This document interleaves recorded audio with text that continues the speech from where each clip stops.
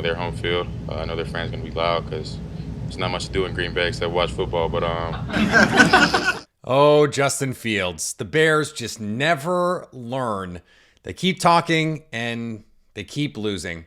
We're going to talk about if that will in fact happen once again. Lorin Cox from Locked On Bears joins me for a crossover Thursday to talk about Justin Fields, to talk about Jordan Love and the matchups in the league's oldest rivalry.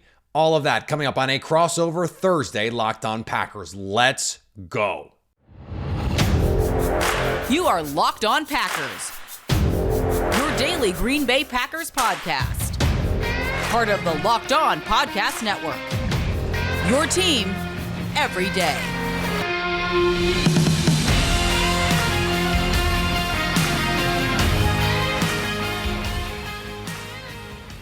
You were Locked On Packers, part of the Locked On Podcast Network, your team every day. I'm Peter Bukowski, and I cover the Packers for The Leap, a newsletter I would love for you to subscribe to. Follow me on Twitter, Peter_Bukowski. Follow the podcast on Twitter, Locked On Packers. Like us on Facebook. Subscribe to the podcast, iTunes, Spotify, Google Podcasts, wherever you find podcasts, you will find Locked On Packers. And anytime you want to come hang out with us live, we'll be live after this game over on YouTube. Maybe with a special guest. Locked On Packers is, after all, the #1 Packers podcast on the internet, and the show for fans who know what happened. They want to know why and how. It's a crossover Thursday. We had a lot of fun with our pal Lorin Cox. Packers, Bears, let's go. Welcome in to another crossover edition. Locked On Packers, Locked On Bears. This one for all the marbles, at least for the Green Bay Packers, and the stakes. Aaron Rodgers called it the Chicago Bears Super Bowl. It does feel like that, a rivalry week. Today's crossover Thursday brought to you by our friends at PrizePicks, the easiest and most exciting way to play daily fantasy sports. Go to prizepicks.com/LockedOnNFL and use code, all lowercase, LockedOnNFL for a first deposit match up to $100. Peter Bukowski with Locked On Packers. Lorin Cox from Locked On Bears, still the best Twitter handle on the Locked On Podcast Network. Cox Sports One is just tremendous stuff. I think of that every time I see it. And Lorin, we have a game where storylines absolutely abound in this one, but I don't think anything ranks above the quarterbacks heading into this game. And you have spent really 3 years talking about quarterback, probably your whole career as the Locked On Bears host talking about quarterbacks. It is no different now. What part of the Justin Fields storyline has you most interested right now? What is most relevant right now? It's about how he finishes this season, obviously, but specifically against Green Bay. Like, that's kind of the big monkey still on the back, right? We've seen this offense play better the last few weeks. The defense played a lot better, and I know we'll get into that in a little bit here. Like, we've seen like every step of growth that you've been kind of hoping for from Justin Fields. We're starting to see that in the last handful of weeks. But I described it on Locked On Bears this week as like the Green Bay Packers are the final boss at the end of the video game, right? It's like, okay, you've been leveling up your XP and getting all the gear and equipment or whatever to be the best version of your RPG quarterback here. Now it's the big boss, the boss who's beaten you 5 times and the boss who always seems to have your number. And this time around, you've got a Joe Barry defense that is really struggling even against not great quarterbacks. So it feels like everything should be aligning for Justin Fields to be able to have a big game. And yet there's still this feeling like they can never really do it against Green Bay. And until we actually see them do it against Green Bay, it's hard for me to like really fully trust that it is going to come together all in the way that they want it to. But I think a lot of Bears fans feel like this is a make or break game for him in Chicago. You beat Green Bay. You're the triumphant hero. How can they get rid of you? If you lose to Green Bay again, it's like, well, he can't get over the Green Bay hump. Maybe they should change quarterbacks. Do you think there's really that much at stake here? I don't. I there shouldn't be. In my opinion, there should not be. If I'm Ryan Poles, the last 8 games matter just as much more than just this one game. But this counts as 1/8 of that evaluation. I don't think it should matter that much more. He's the same quarterback today as he'll be after this Packer game, but it has that kind of emotion and energy behind it. Yeah, it does seem like there is a feeling nationally, certainly. I mean, there was the piece that Courtney Cronin and Jeremy Fowler did about this decision that Chicago has, and I frankly read it, and I did read it. People get mad; they're like, "You didn't even read it." The whole time I'm going, this doesn't seem like a complicated question to me, and I don't want to dive too far into like that question because it's not relevant to this week's game, as you pointed out. But it just seems to me that if the value of Caleb Williams or Drake May is 3 first-round picks and stuff, and the value of Justin Fields is a second or third-round pick, then isn't the market in the NFL telling you what asset is the more desirable one? That just seems obvious to me, though I am sympathetic to this idea, Lorin, of like, is Justin Fields plus 3 first-round picks and stuff more valuable than Caleb Williams plus the second or third-round pick that you get for Justin Fields? Like, I think there's something there if you really like Justin Fields.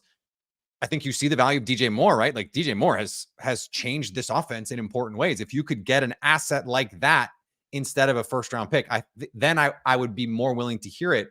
But let me try and segue this back into our discussion for this week.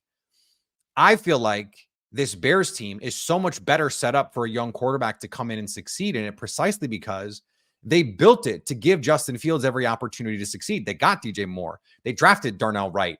They went out and got Luke Getsy, who has coached really good offenses, really good quarterbacks. Now, look, it's an investment, right? So whether or not you like Luke Getsy, they invested in that spot. So I am also the kind of person that thinks it would be really hard to call plays for Justin Fields. Like, I think that's part of this too.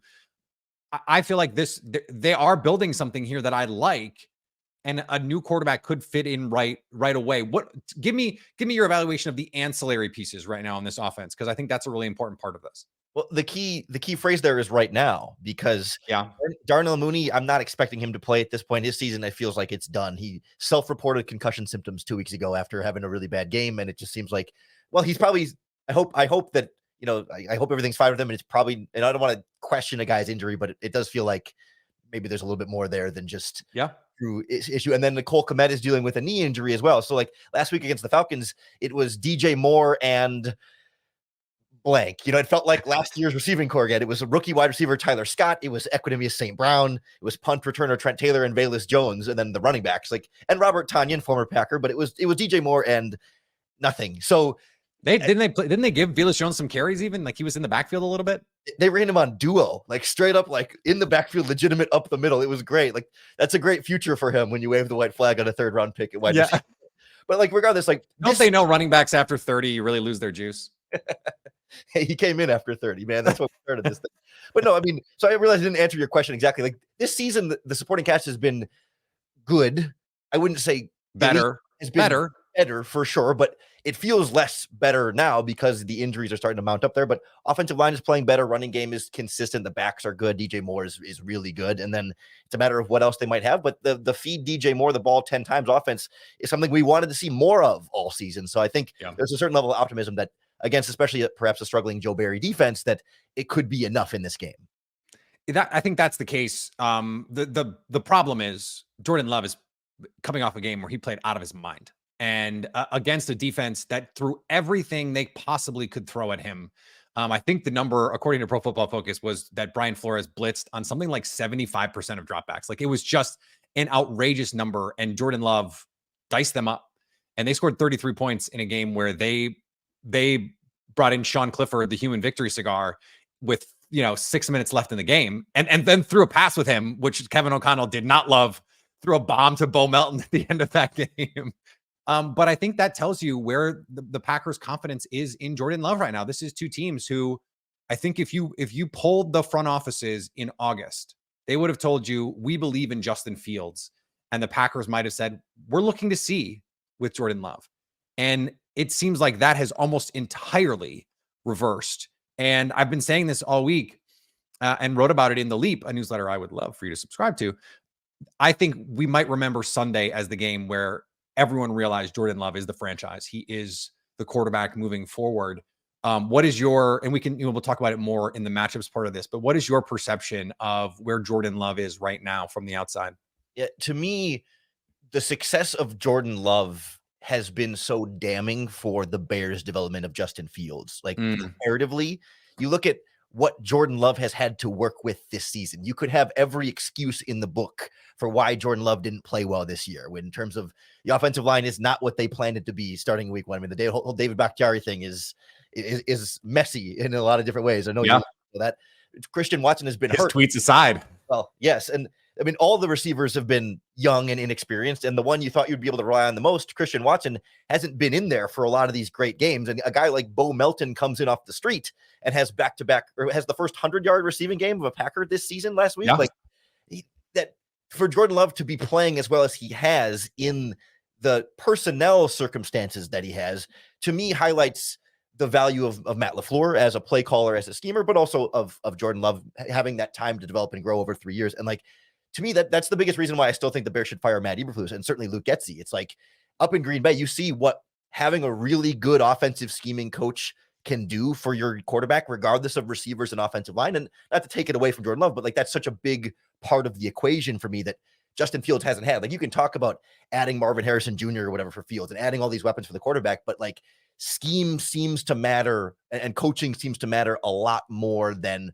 player personnel. It still matters. Personnel still matters. And those young receivers are exceeding expectations and playing well, but man, like it sure is hard to look up there in Green Bay and see like he doesn't need all the excuses of, well, he needs better receivers. He needs a better offensive line. He needs a better defense. He's still playing well in spite of all those things. And like that should apply to other quarterbacks too. God, I can't wait to clip that and put it on social media. We have more to come here with Locked On Packers, Locked On Bears, a crossover Thursday in just a second.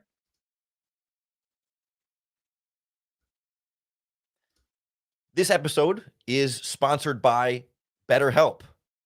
BetterHelp is here to help you with all of your online therapy needs, whether it's just meeting with a counselor to work through the easy things in life, or maybe the more difficult things. BetterHelp can help make that experience so much easier. I know the holiday season or the new year can sometimes be difficult for people.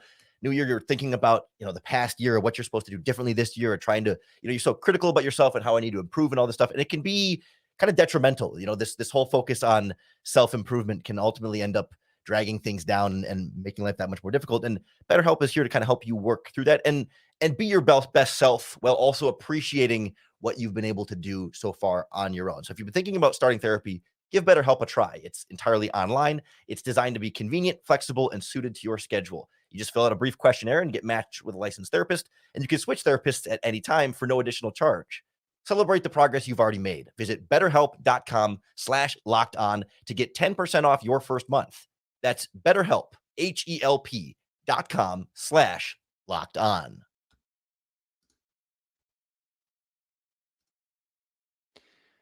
All right, Lorin, we get to talk about the matchups in this game, which have become much more interesting than they were in week one in a lot of ways, because this Bears defense, the numbers say they have been much, much, much better compared to the version we saw in week one, where the Packers, especially on third down, especially in these late down and distance situations, I think to date, it is still Jordan Love's best EPA per play game of the season. And Aaron Jones, I think the vision of Aaron Jones destroying a Bears linebacker, Trent Edmonds, I believe, if my memory serves, on 4th and 2, and going to the house and then pulling up with a hamstring injury is one of the lasting images, frankly, of the season, I think, for the Packers, because then the route was on from there. What has changed defensively for this team? I know Montez Sweat is the easy answer, but to me, there's more there. What do you see? Yeah, the defense went through a fairly fundamental scheme. I don't want to say philosophy change, but kind of right after week 5, they had a mini bye week when they started 0-4 and then won one game against the Commanders. And they had time to kind of take a step back and say, okay, something's not where a lot's not working here right now. What can we do differently? And they went from Matt Eberflus's traditional, Rod Marinelli style cover 2, sit back in a lot of soft zone coverage, 2 deep defense, and said, well, screw it. We got outside cornerbacks here that like to be physical and can kind of shadow guys pretty well one-on-one. And we've got, a really good free safety who's great roam in the middle of the field, and then a more traditional style strong safety who's not as good roam in the field. Let's go a lot bit more single deep. They're a lot more of a cover 3, cover 1 team now. They're not like super heavy in man by any means, but they rotate their safeties more. There's a lot more they can do to then disguise blitzes. When you've got 2 deep safeties all the time, it's just linebackers and corners, but now you can bring the safety up and you can drop the safety into different spots in coverage. If you only have 1 deep safety, the underneath safety can kind of fill anywhere up front. And then no matter who you blitz, you've got more options when you've got more guys closer to the line of scrimmage as far as when and where and how you blitz. So we've seen Matt Eberflus not go extreme in the blitzing. He's middle of the pack in blitz rate, but that's still more than we were used to from the Matt Eberflus scheme in previous years and previous teams that he's worked for, plus more single deep. They still run plenty of 2 deep coverages, but it's just more of a coverage variety and a less soft mentality of like, give them the space and come up and tackle. Well, no, they're going to be a little bit more physical and a little bit more aggressive. And that's coincided with Montez Sweat coming in. And I think just generally players brought in this offseason, there was so much turnover. About halfway through the season, guys settle in. Okay, you're 2 new linebackers plus, rookie cornerback plus new defensive lineman. Like, they got to get used to each other in the scheme and the play calling. And about halfway through the season, it's like, all right, now I'm truly comfortable. Now I really know the guys around me. And the Bears also just got healthy at the right time. They're one of the healthiest defenses in the NFL right now, with pretty much every starter they would want, minus Yannick Ngakoue, who's on IR, and he wasn't playing particularly well anyway. Yeah, it's interesting to me because I think all that is true. It's one of those tough things because I think they're playing much better. And then when you dig into some of the numbers, you go, okay, well, a lot of that productivity is also against the worst quarterbacks that they've faced so far this season. When you look at the quarterbacks by the top 15 quarterbacks by EPA per play this season, and a lot of those games were pre-Montez Sweat. They're averaging over 28 points per game to those teams, and they're 1-6 in those games. So it's like, okay, well, you beat up some bad quarterbacks. And by the way, as someone who has watched Joe Barry give free reign to Tommy DeVito and Bryce Young, like, no shade, that's what defenses should do. The Packers defense has been unable to do it. I even said on Twitter yesterday, I was like, yeah, I don't think Justin Fields is very good, but Joe Barry makes not very good quarterbacks look like Joe Montana this season. We've seen it a couple times. And so that's what makes this so interesting because the teams, I think the Packers are the most blitz team in the league offensively. So no one has seen more blitzes this season than Jordan Love. But the Bears, that's not really their core identity, right? That's not who they want to be if they can avoid it. What's interesting is the first down blitz, Lorin, is something that Todd Bowles had some success with. Brian Flores tried to do it, and the Packers said, we got something for you then, if that's what you want to do. And the Packers have had some counter punches. When you look back at the first game and you said the structural differences that have been made there, how do you think those come into play this week? Because the Packers have gotten their running game on track a little bit with Aaron Jones. What do you think changes about this matchup if they're going to play, okay, less cover 2, less 2 shell, and more single high, more man-to-man? Yeah, to me, there's, I think, a certain level of confidence and aggressiveness that have come with, like, now we trust these guys. In week 1, it's rookie Tyreek Stevenson in his first ever game, and it's linebackers in their first ever game in this defense. And it was a lot like, it felt very mechanical when it's like Tremaine Edmonds and TJ Edwards are dropping back in his zone. They're dropping back to a landmark. They're going to a spot, turning around and looking at it. And then they're not necessarily playing as free and loose. It's like, I got to follow step A to step, dot to dot, from point A to point B, turn quarterback. Let me follow the 4 rules that they taught me in order. It's more formulaic. Yeah. You're doing it. You're not feeling it.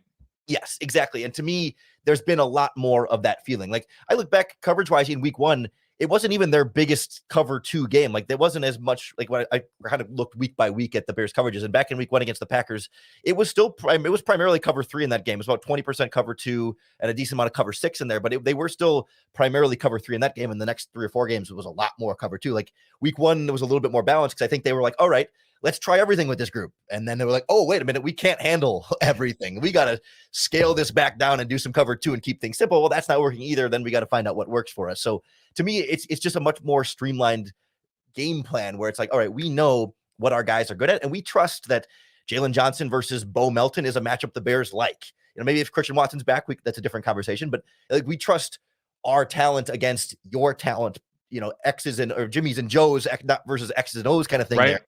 Whereas like week 1, it's like, well, we got to figure out what the Packers have. What are these receivers? What is their offense going to look like with Jordan Love in his first year as a starter, and how they're going to use these receivers? Now it's like, we know what the Packers are going to do and what they want to do. And maybe they know what the Bears are going to do and want to do, but the Bears feel like, okay, what we run coverage wise, our guys are going to be better than your guys skill wise. And that's the tough part, because Christian Watson did not play in that first Bears game. Dontavian Wicks did not have the role that he theoretically has now. He did practice on Wednesday. So did the Packers, I believe, Lorin, could have, for the first time all season, all of their skill guys healthy for a game this season. They all practiced on Wednesday. We'll see as we move through the process, but it would be incredibly the first time in 17 weeks, now 18 weeks, that they have had all their guys on the field at once. Luke Musgrave practicing off that lacerated spleen. Christian Watson's had a hamstring. So he was close last week. It does make it interesting because this defense looks very different. And the Packers offense, frankly, looks very different in its structure, in its form, and in its approach than it did in week 1. And so it's sort of like, I feel like any game that early in the season, you probably have to throw out, right? I think you have to extra throw that one out because these two teams just look so different then versus now. Do you think the Bears will decide we need to do what these other teams have tried to do against the Packers and bring pressure? Or is it, all right, let's stop the run, make Jordan Love have to, on 3rd and 8, do something. And we think Jalen Johnson and Tyreek Stevenson and Eddie Jackson and these guys, plus our big dogs up front led by Montez Sweat, try and create a little pressure, 4-man rush. Let's just play coverage and figure it out on 3rd down. Like, what do you think is going to be the most likely approach, the most efficient approach? Are those the same things? Because they're not always. So what is your thought on that? Yeah, I definitely lean the latter there. Matt Eberflus is not one who's just going to like totally not compromise, but he's not going to just become everyone blitzes the Packers and that works, so let's go out and do that. Like, he's very much a 3rd down blitzer for sure. And he likes to get creative, and they'll get some different weird lineups and different fronts that they've unveiled throughout the course of this season. And like, they've been dropping their defensive tackle Justin Jones back into zone coverage a lot. A lot is a relative term, but for a 3 technique, it's been 2 or 3 times a game dropping back. And they got burned on it against the Browns in the 4th quarter and lost the game. And Bears fans got upset, like, why are you dropping the defensive tackle back in coverage? And then other times it works well and no one complains because they don't really notice that he dropped back into coverage when the blitz gets home and gets through. But TJ Edwards has been a really phenomenal blitzer this season. And I think it's going to be in spots. Has been since he was in college. He was an awesome blitzer at Wisconsin. Oh, absolutely. And so Eberflus will kind of pick and choose his spots. It'll be, 15, 20% of dropbacks maybe. And it's going to be, it's that 3rd and 8, right? It's stop the run, get him in a 3rd medium, and then try and surprise him with something on 3rd down. Not that you're going to totally fool him, but just that the right blitz at the right time. A lot of the sim pressures they try and go to have been fairly effective when you have Montez Sweat getting so much of the attention on one side, but they have still been looking for that true other complementary pass rusher to really step up. It's kind of been a smorgasbord, and that's where the blitzing comes in. It's like, okay, it's Sweat, and then the blitz is kind of their second best pass rusher there. The simulated pressures was the last big ticket item for Jordan Love to knock off his list, because the blitz, he's handled the actual pressure, the blitz pretty well all season. Absolutely diced, as I mentioned, the blitzes from Brian Flores, but it was the simulated pressures that had him really, I think, I don't want to oversell how flustered it made him, but I think that first Vikings game was really the nadir for him in terms of not seeing it well pre-snap and post-snap. There were some times against Tampa where the simulated pressure really, really affected Jordan Love. He felt like he had to get the ball out quicker than he really needed to. And you saw on Sunday night, he would say, okay, they're going to show this look. If they bring it, I've got this. And if they don't, I've got this. And I credit Matt LaFleur, to your point at the top. That is coaching. That is understanding the answers here. And that is making sure your quarterback understands the answers so that if it looks post-snap the way I didn't expect it to look, where am I going? I know right away, okay, this is the look that they like to get into after they show pressure and back out. And I think you're going to see a lot of simulated pressure from Matt Eberflus because that is the thing. Make Jordan Love prove he can do it. And then if and when he does, then you have to make an adjustment. I mentioned this on the show earlier this week. My everydayers will remember the ability to see a team a second time has been so valuable for the Packers. The Chiefs 2021 to now, the Vikings earlier in the season to now, the Lions earlier in the season to now. They have been awesome making those adjustments. This is the first time that they're going to do it against the team they beat the first time. So they're going to be having to anticipate the counter punches from Chicago, and then they're going to have to counterpunch the counterpunch and see what they can do. We'll put together our list of keys to victory here, Lorin, as we close out another crossover edition, Locked on Packers, Locked on Vikings. This crossover, Locked on Packers, Locked on Bears, is brought to you by... What did I say? You said Locked on Vikings. This crossover Thursday, Locked on Packers, Locked on Bears, is brought to you by our friends at LinkedIn Jobs. Sorry, LinkedIn. At the start of the new year, every small business owner is asking themselves the same question. What's one move that I can make that'll take my business to the next level in 2024? How about getting your co-host podcast correct? That could take your business to the next level. Shout out Luke Braun. If you need a new Locked On Packers host, LinkedIn Jobs is going to be a great place to be able to find one this season, because LinkedIn Jobs knows that success depends on all the team that you surround yourself with. Make sure you have other podcast network hosts that can properly tell you which podcast you're doing a crossover with. And LinkedIn Jobs has created the tools to help find the right professionals for your team faster and for free, because LinkedIn's not just another job board, it has a vast network of more than 1 billion professionals that make it the best place to hire. It's why LinkedIn is rated #1 by small businesses in delivering quality hires versus their leading competitors.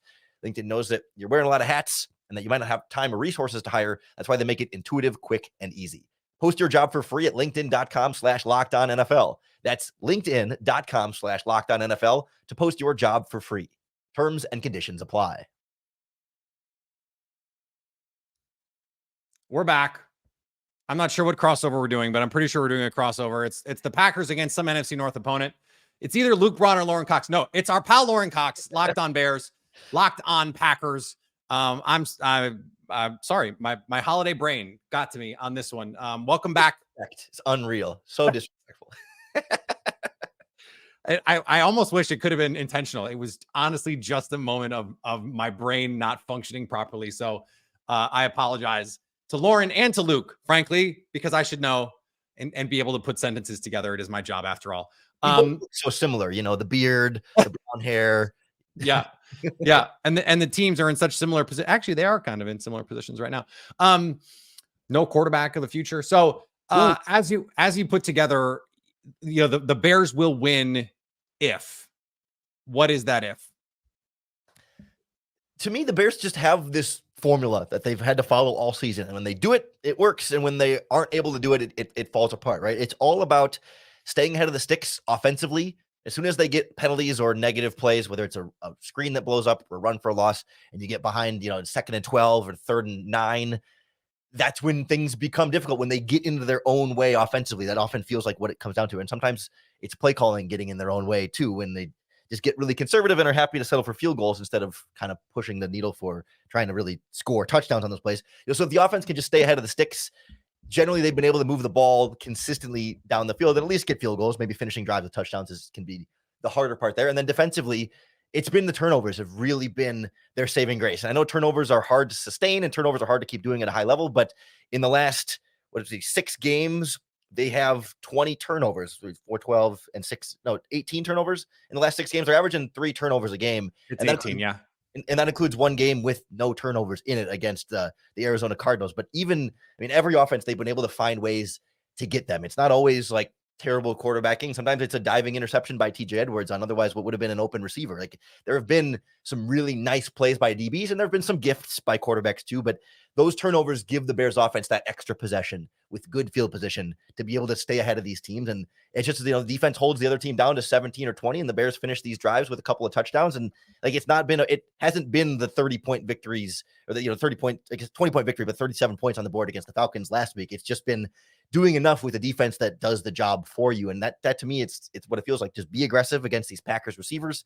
Try and, limit some of what Jordan Love can do. Don't let him just run the ball and make it easy on him. And then as an offense, finish some of these drives and get out of your own way in terms of mistakes. You should be able to score a few times against this Packers defense. And you feel like the Bears defense is not going to totally shut down the Packers offense, but can hold them to a reasonable enough score that the Bears offense should be able to score enough against Joe Barry to win the game. So interestingly, I felt the exact same way in the reverse. And you laid out exactly why. If the Packers don't turn the ball over, I frankly don't see the Bears being able to score enough points to stay with Green Bay, because I kind of don't care who the Packers are playing defensively at this point. I don't think it matters. I just think if they play well and they don't turn the ball over, they can score on anyone. And I think this last week was a perfect example. The 5th ranked team by defensive DVOA, the boogeyman from Jordan Love's worst game of his career, probably. And they go out and they roast them. No Dontavian Wicks. You lose Jaden Reed during the game. You don't have Christian Watson. And I think that is just the level that Jordan Love is playing at right now. I think that's the level that Matt LaFleur is scheming at right now. And actually, I was curious, Lorin, because you mentioned all those turnovers. And I went, is it the case that this is just fluky turnover luck stuff and the Bears defense isn't really that good? Since week 6, you mentioned that week 5 being the key moment there. Since week 6, they are 3rd in EPA per play defensively, excluding turnovers. So even with the flukiness of turnovers, which can sometimes affect defenses, and you go, okay, that fake Broncos run where the defense all of a sudden looked fixed. It's like, no, the defense still stinks. They're just getting turnovers. This Bears defense is legitimately good, whether they get turnovers or not. And so that is something that I think, the Packers, if you don't turn the ball over, if you don't give the Bears opportunities on short fields, if you make them go 15 plays, 75 yards, I just don't see any evidence that they can do that consistently to score more than like 21 points. And I think that the Packers are going to be able to do more than that if they avoid the turnover. So last week, Luke said the same thing, said turnovers, and I was like, I got to pick something else. It's too important this week to me for the Packers to avoid the turnovers, to not also say, I think that's the thing. Let me just quickly, as we close out here, let me ask you, what is the one thing you are most concerned about the Packers doing to the Bears, whether it's offensively or defensively? Most concerned is a hard word for me. Like, I have this fear. I don't know if it's my most concern, but I do have this fear that the Packers offense schematically will expose this Bears defense. And as talented as this Bears defense is, I think the players are very talented. I don't necessarily feel like Eberflus is genius scheming these guys up to success. To me, it feels like Ryan Poles has acquired some very good players, and a good defensive coach is getting great defensive play out of very good players. Like, he's not bad. He's just not like, he's not Mike McDonald in Baltimore not revolutionizing, but bringing up a modern NFL defense and tweaking things and like scheming those guys up to be great. It feels like Eberflus is kind of just running fairly standard stuff. And when you have good players, that works. And so, like, to me, this game feels like either the Packers offense will totally expose this Bears defense and the Justin Fields hype will hit a brick wall even against Joe Barry and kind of flutter out. And it'll be same old Bears lost to Packers. Or I like that one. Can we do that one? To me, there's no middle ground, because the alternative is, or Justin Fields is playing the best football of his NFL career right now and rides that into a bad Joe Barry defense and continues to play really well, great downfield passing, some big scrambles with his legs, and this Bears defense maybe doesn't shut down Jordan Love and quote unquote expose him, but just brings them back to reality a little bit, that these receivers aren't actually that good. They're young and they're going to have ups and downs and mistakes, and you can't purely scheme your way through a talent deficiency when you're going up against a defense that just is more talented, person to person, even though the schematic advantage is certainly there for Green Bay. So to me, it feels like one of those two kind of extremes, and there's not this middle ground where, okay, Fields is okay, but not great, but not terrible, and this Bears defense is okay. Like, it's either everything goes really well for Chicago and they win this season on a big high note, or everything falls apart and they're a little bit exposed in Chicago. Yeah, I think you're absolutely right. I think we see this in very much the same way. And that is, of course, the concern for the Packers fans is they saw this movie last year and they thought there's no way Aaron Rodgers is going to lose at home to the freaking Lions. I don't care how good the Lions are playing. There's just no way that that's going to happen. And then that happened. And I think if Jordan Love is a franchise quarterback, if Matt LaFleur is the coach that I think he is, you just can't lose this game. And when we've seen this in the past, even when a team wants to play spoiler, if there is a talent discrepancy, especially at a key position like quarterback, and I think that there is, certainly in productivity this season, the team that it means more for, that is fighting for their playoff spot, it just tends to, like, these are the games that can get out of hand, right? Even if you don't think there's a huge difference overall, because of the intensity difference, like this could be a game where all of a sudden you look up in the third quarter and it's 24-10, and you're just sort of like, this game was supposed to be close, but one team is fighting for something and the other team is fighting for pride. And I know it's a rivalry and that's what the NFL tried to do. But like, I just think that could be an outcome here. I'm not suggesting that's going to happen. I'm not going to pick that to happen, but like, it can't be it can't go undiscussed that the Packers season, their stakes, their future kind of on the line here. And given the way that it went last year, a lot of these same players are going, we're not going to let this happen again. And so I think that matters a lot here. I'm excited for it. I think this is going to be a great time. The Packers are, I believe, 3-point favorites according to our fans at FanDuel. Yes. It opened at 3.5, right? So that means there's some Bears action coming in here. Well, how do you see this ultimately finishing, Lorin? Yeah, real quick to your point about like the Packers having more stakes. I agree. The one thing I'll say is with Justin Fields. I mean, obviously there's stakes, but like the last couple of weeks, we've seen Justin Fields very clearly more loose and more free, and kind of saying, listen, I might not be here next season, so I'm going to go have fun. I'm going to play loose. I'm going to chuck it downfield. And like, it was like super confident ball against the Falcons. Like he's just going to be as free and loose as Justin Fields and not restricted by like, oh, I gotta not do turnovers. I gotta do this. I gotta prove everything. He's like, no, screw it. He lit up a cigar in the post game in the locker room after the game because he thought it was his last game at Soldier Field, perhaps. So he's like, screw it. It's my last game at Lambeau. Screw it. I'm just gonna be me. So there's a certain level of like he really cares to just be fast and loose here. But as far as how this game goes, I'm really torn on what I think is gonna happen. I'm so beaten by 0-5 Justin Fields versus Green Bay. Like, and so why this time all of a sudden the thing's going to be different? But I mean, the Joe Barry defense is bad enough. Like if the Packers defense was playing even average right now and wasn't giving up big games to Bryce Young and worse quarterbacks than Fields, then I'd be like, yeah, Tommy Cutlets. I think Green Bay is going to do this one. But to me, I think this Bears offense will be able to do just enough. And I think this Bears defense will be able to do just enough. And as much as I've been legitimately impressed by Jordan Love, I think the Bears win a close one when it's all said and done, but it's going to come down to the final 4 minutes of the fourth quarter, which has been the Bears' weakness all season. They finally seem to have figured that out, but weird things happen in Lambeau Field against Green Bay. So I'm not confident, but I think I can see it coming. God, you almost talked yourself out of it there at the end. That was really fun. That was really fun to watch. I appreciated that. Matt LaFleur 9-0 against the Chicago Bears, the only coach in NFL history to start his coaching career 9-0 against the Chicago Bears. So if we're going to talk about ownership, I think Matt LaFleur has at least like some equity stake in what's going on here. I like Green Bay in this one. I think the stakes matter. I think the quarterback thing matters. I think if you get out to an early lead, you can convince the Bears to say our season's over. It's okay. And we'll be fine. And I'm not trying to get hurt. And I've got contracts and those kinds of things. I'm not saying that they're going to quit because I just like they haven't this season. They haven't quit on the coach. And I think that's a credit to Matt Eberflus. But to your point, I also don't think he's the guy to shepherd this team into the future. And so you get out to a 14-0 lead, a 14-3 lead. I think that this game could go sideways that way. And the Packers, for whatever flaws Joe Barry has, he's played Justin Fields tough. And they've scored a lot of points in some of these games, but he's also turned the ball over in a lot of these games. And there was a time in the not so distant past, I should have looked this up before we started, where Justin Fields had thrown as many touchdown passes to Packers at Lambeau Field as he had to Bears. And so Russell Douglas, not in the building anymore. He's in Buffalo trying to go compete there, but Jai Alexander is going to be out there. He has gotten Fields a number of times already. I think at the end of this, we're going to be saying, much like Tramon Williams and Charles Woodson said once upon a time, same old Jay. I think it's same old Justin, and the Packers win. They go to the playoffs. And you and I have a lot of fun this offseason talking about these two teams. Lorin, we will talk to you very soon, my friend. Locked on Packers, Locked on Bears is the show that we are doing here, a crossover Thursday. We'll talk to you guys soon. Thanks to Lorin for joining the show. Great to talk to him.